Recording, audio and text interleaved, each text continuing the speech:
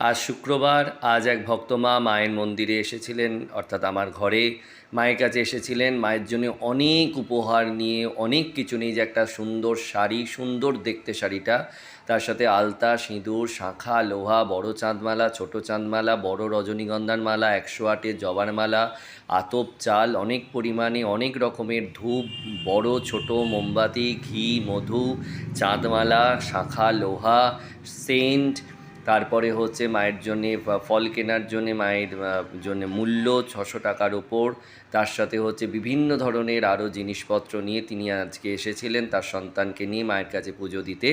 তার মনের কোনো বাসনা মা পূর্ণ করেছেন, মা তো ইচ্ছাময়ী, তা তিনি পূর্ণ করেছেন, তাই মাকে পুজো দিতে তিনি এসেছিলেন। সঙ্গে নিয়ে এসেছিলেন আরও অনেক ছোট বড় মালা, যেগুলো আমি এখানে আমার ঘরে থাকা বিভিন্ন দেবদেবীদের পরিয়ে দিয়েছিলাম।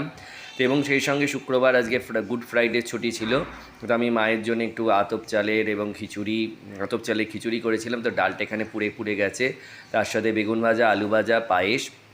রাত্রিরের জন্যে সিমুই, লুচি এবং ছোলার ডাল করেছিলাম। এইভাবেই এই শুক্রবারে মায়ের পুজো করলাম। তো দেখো, যে সকালবেলা যে মালা ওনারা দিয়েছিলেন, সেই মালাগুলো মা কালী, মা মনসা, তাদেরকেও আমি পরিয়ে দিয়েছিলাম।